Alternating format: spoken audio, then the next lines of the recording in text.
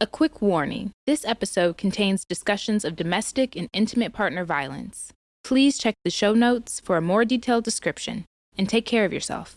Thanks for listening. This is The Missing Piece, a podcast by Milwaukee PBS. In this 8-part series, we've explored the crisis of deadly domestic violence in the city of Milwaukee.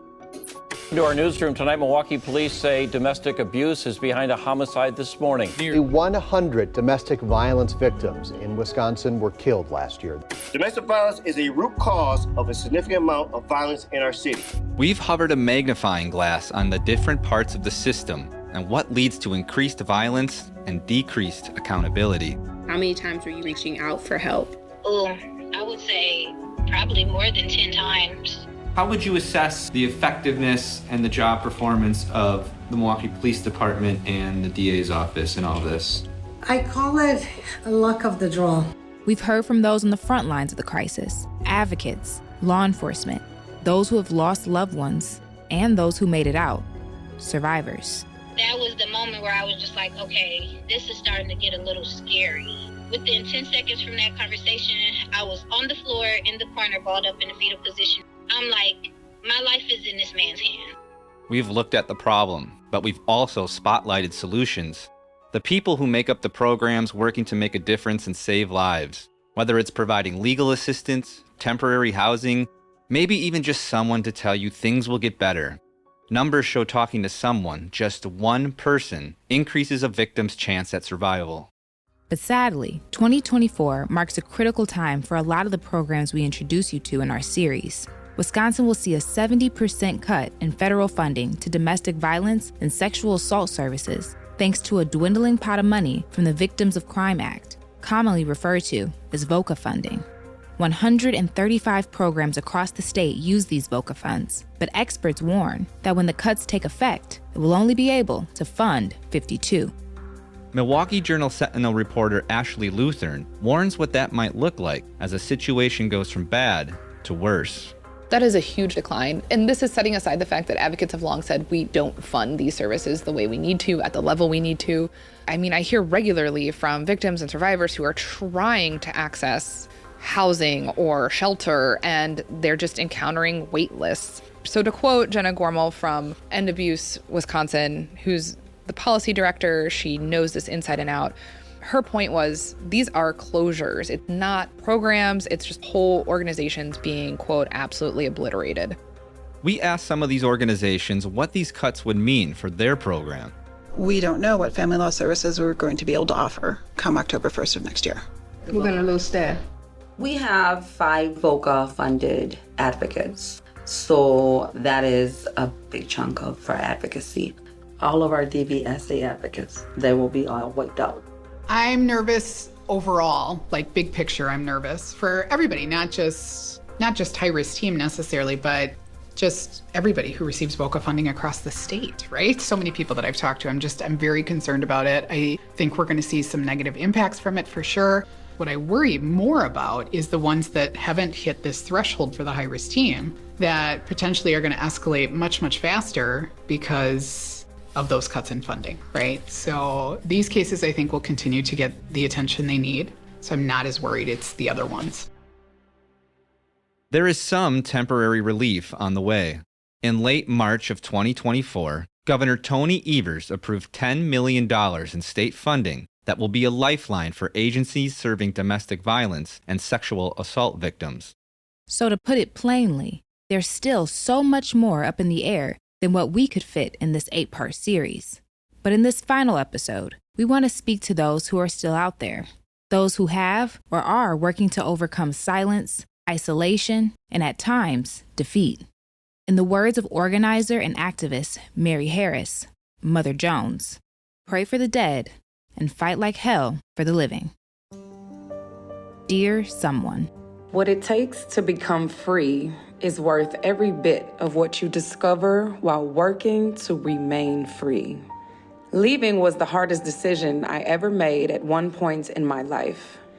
It took letting go of the fairy tale happy ending of my daughter being raised in a 2-parent home with her biological mother and father. It took me packing up my entire life and moving to an entire different city on my own with a 1-year-old. It took me having to adjust to being a single mother. It took feelings of guilt and shame. It took hundreds of nights crying myself to sleep, uncertain of how things were going to work out, or if I had even made the right decision. It took masking my true emotions and stamping a smile on my face as I navigated my new reality, trying my very best to hide the pain. It took deep-rooted confusion for still having love for someone who never was able to love me the way that I know I deserved. It took me losing everything just to become free. The irony. My message for hope for women who are experiencing domestic violence is to remember that you are loved and that you don't have to rely on this particular relationship to be loved. That there are people, we're out here, we love you, and we're willing to make the interventions that will help you find safe shelter, to be able to maintain your employment, to be able to make sure that you escape in a safe way. Just know that there are resources out there, people working 24 hours, 7 days a week to make sure that you're safe. And yet I can look back now with full confidence and gratitude even, because freeing myself was the best thing I ever did. Choosing to remain free allowed me to discover how damn strong I really am. Choosing to remain free taught me how to never give up on myself. Dear beautiful someone, I too was in your place. I experienced the most horrific situations possible. I loved them, and I thought they would change. I would help them change, but it would only get worse, to the point of near death. But one day I finally did it. I made the choice to do whatever it took to be free. I finally left. It wasn't easy, but I can tell you that today I am at peace. I am free. Just know that we will be there for you with open arms. We will help you to experience the love and freedom of letting go. Just imagine the day of total happiness, the day you choose you. I know you don't know me, but I am sending so much love to you and your family. Sincerely, love.